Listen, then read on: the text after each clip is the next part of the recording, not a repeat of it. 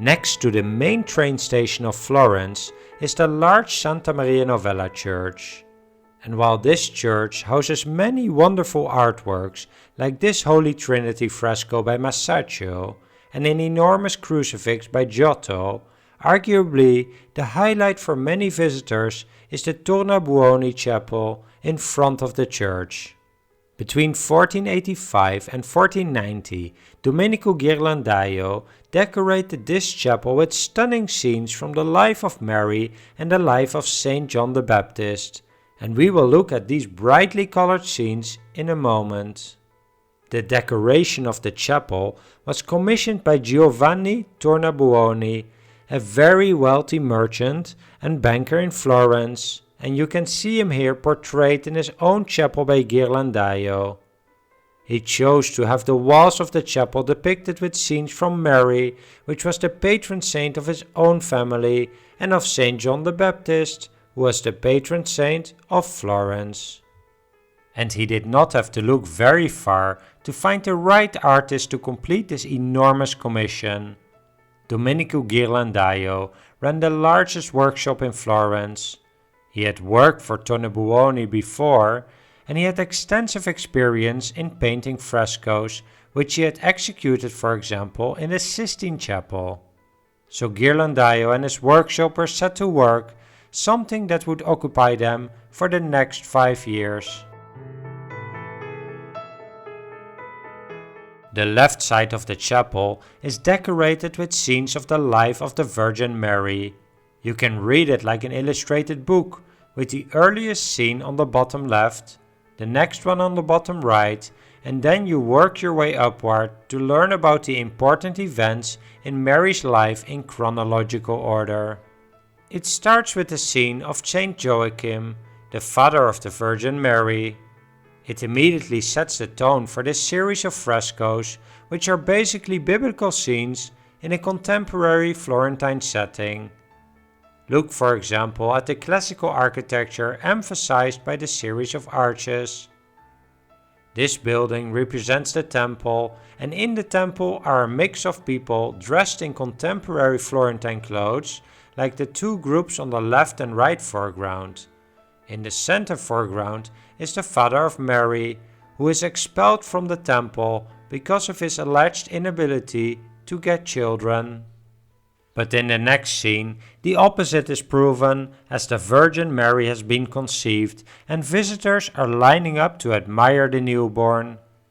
The scenes continue with the next important part of Mary's life, which is her presentation as a young teenager in the temple. We can see her standing on the step, walking toward the priest, but looking at us.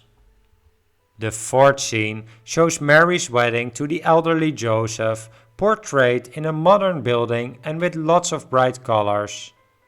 These colors are not always as evident when looking at these images, but when standing in the center of the Tornabuoni Chapel, the colors of the restored frescoes are stunning, making all the scenes very clear to the viewer. The fifth scene is a smaller one, painted on the back wall, showing the Annunciation that Mary will give birth to Jesus. The Adoration of the Magi follows, a scene that unfortunately shows some damage. The seventh scene is clearer and shows the cruelty of the massacre of the innocents, an act of Herod the Great, who wanted to kill all the children of less than 2 years old, not knowing that baby Jesus is already safely in Egypt. The eighth scene shows the death and assumption into heaven of Mary, and the last scene is again on the back wall. It is a large fresco of the coronation of the Virgin, and while this scene has also beautiful colors, it has been damaged a bit over time. Just like with the scenes from the life of the Virgin Mary, Saint John the Baptist's life is also ordered chronologically, starting from the bottom. And some of the scenes nicely mirror the scenes from Mary's life. For example, just like the life of Mary started with the scene of her father in the temple, so does the life of John start with his father Zechariah in the temple. It shows how the angel Gabriel appears to the old Zechariah who was chosen to make a sacrifice at the altar. The message is that he will get a son, which he should call John. The next scene is another one connecting the lives of Mary and John. It shows how the young Mary visits her elderly cousin Elizabeth, who is pregnant of John. It is followed by the birth of Saint John the Baptist, which shows a nice parallel to the birth of Mary, which was the second scene on the opposite wall.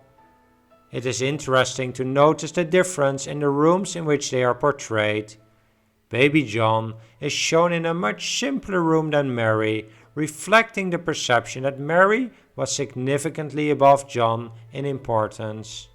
The series continues with the scene of Father Zechariah writing John's name on some paper after he had not been able to talk for not believing that he would still get a son at his old age. The fifth scene is a small one on the back wall, showing John the Baptist in some kind of desert, followed by John preaching the arrival of Jesus. The seventh scene shows the baptism of Jesus, and the cycle ends with a large scene of the banquet of Herod. If you look carefully, you can see Herod's stepdaughter Salome dancing, just right of the center, while John's head is presented in a bowl just left of the center. Besides the walls, there are two other beautiful decorations in this chapel. First, there are the stained glass windows created by Alessandro Agolanti after the design of Domenico Ghirlandaio. Besides showing the commissioners, Giovanni Tornabuoni and his wife Francesca Pitti, there are several Dominican saints, as in the end the Santa Maria Novella Church belongs to the order of the Dominicans. The ceiling of the chapel is also decorated. We can see portraits of the four evangelists with their symbols such that we can identify who is who. We can recognize Matthew with a small angel, Mark with his lion, Luke with his ox, and John deriving inspiration from an eagle. If you want to learn more about these frescoes and the symbolism related to each of the four evangelists, you can check out an earlier video I made which discusses Matthew, Mark, Luke and John and how to recognize them in paintings. If you want to stay up to date on the new videos I release, please consider subscribing to the channel and hit the notification bell. You may find, for example, my series of videos about the ceiling of the Sistine Chapel, painted by Michelangelo. Interestingly, a 13-year-old Michelangelo was working in the workshop of Ghirlandaio while he was painting the Tornabuoni Chapel. And while it is unlikely that Michelangelo made significant contributions to the frescoes, it is not unlikely that he would have assisted in some way in the process. But maybe more importantly, the young Michelangelo would have experienced the creation of a cycle of frescoes firsthand, something that would shape his view when 20 years later he started working on the Sistine ceiling. Well, I hope you enjoyed this video. I would love to hear your thoughts or any questions you may have in the comment section down below. Thanks for watching.